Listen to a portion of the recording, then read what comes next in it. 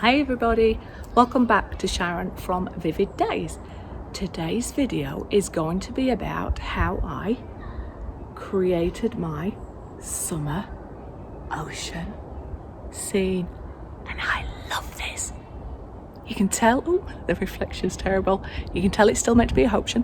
Hopefully you can see that it's abstract, and I've just noted the screen's bobbing with a bit of wind that's just come. But if you want to see how this was created, watch the rest of this video. If not, come back and see another video. Hopefully you might enjoy that.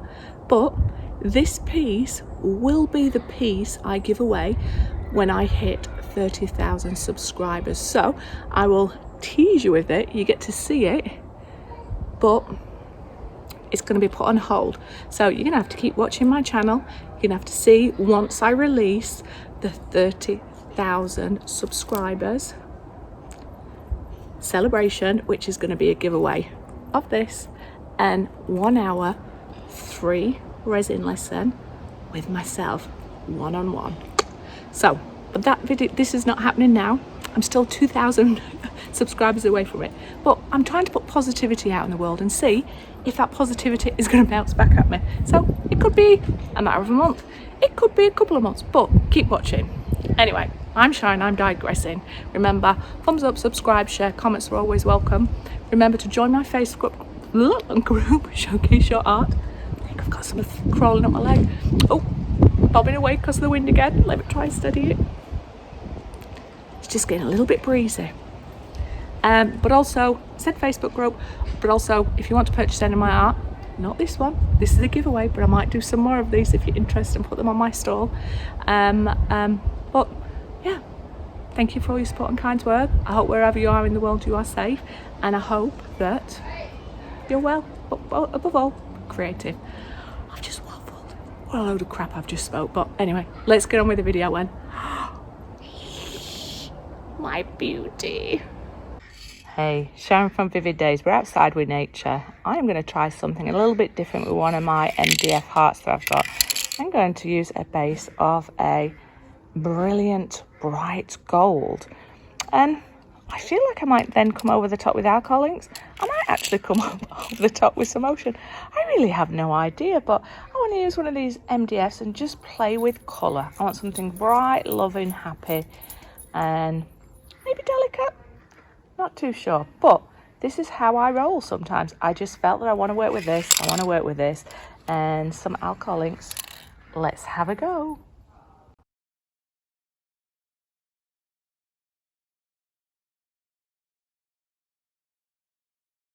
So this should be dried now. I've waited probably an hour. It says to only wait 20 minutes, but it is so shiny. The sun is glistening on it. The box is beautiful as well. Just a bit.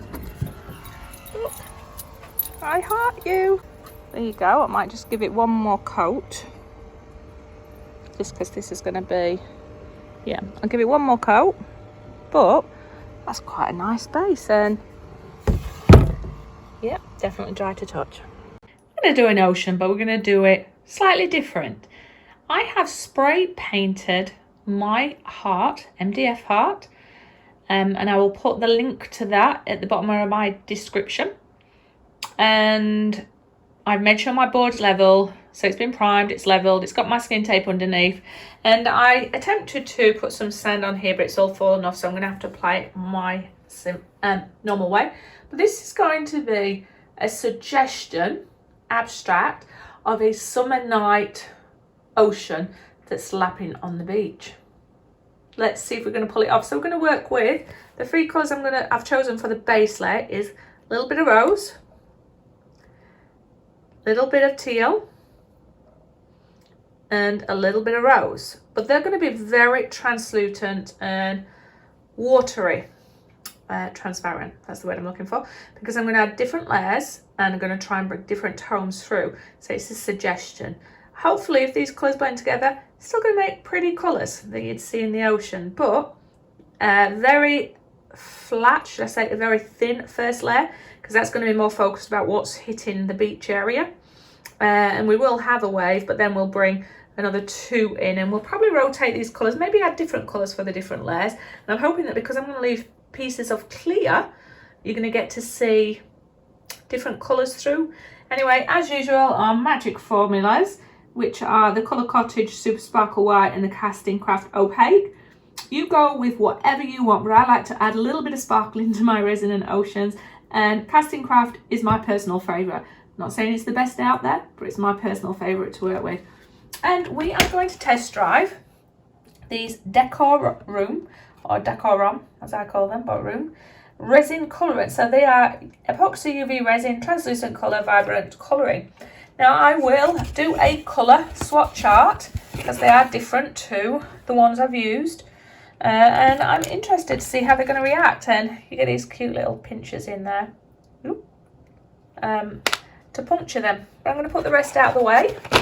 I am going to use the normal Mastercast resin with this, and I don't envisage I'm going to need more than 150 mils if I'm being honest, because I want a very thin piece and I want my sand to more or less stay on top. Yes, it's going to be a bit wet, it's going to go darker, but if I make my resin really thin, I'm hoping that you'll get the texture of the sand, which is what I'm wanting on this wonderful summer night. Anyway, come on this journey with me.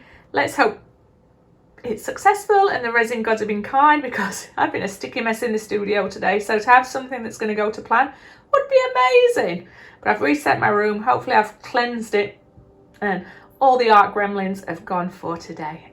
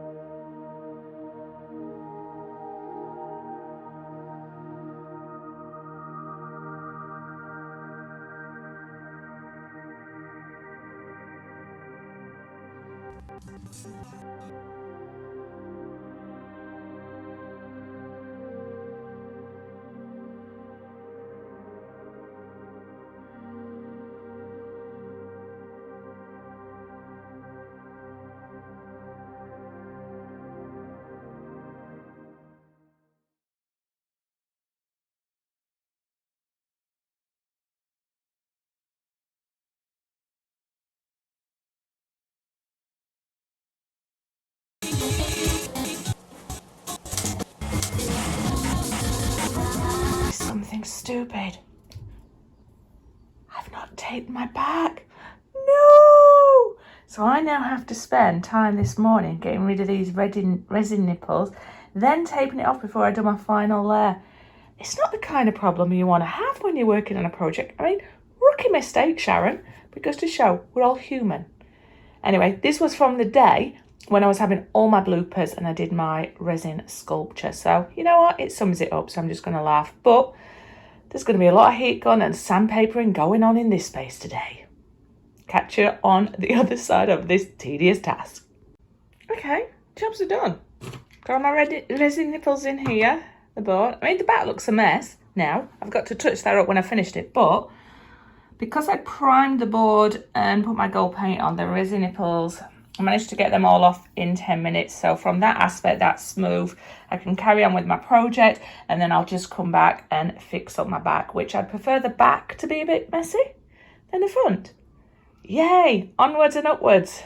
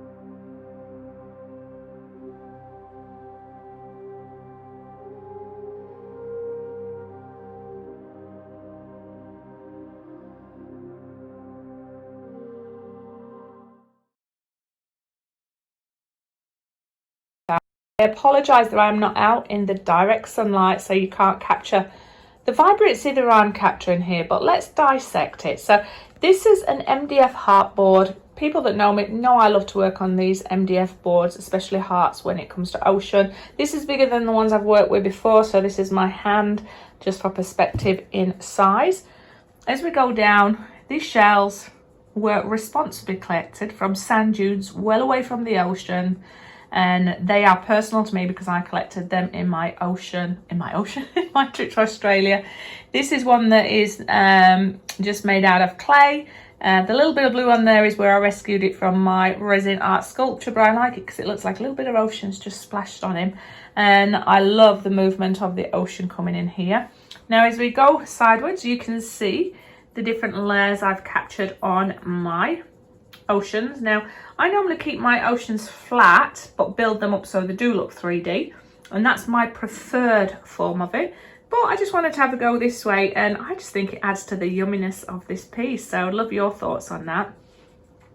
The alcohol links in here just added so much value. The learn is the casting craft responds slightly different to when it's in with a pigment, so I did have a lot of it milking and bleeding away, but that's okay. I think it just added to this pastel colour here, and then as I learnt with the next layer, we didn't lose that so much.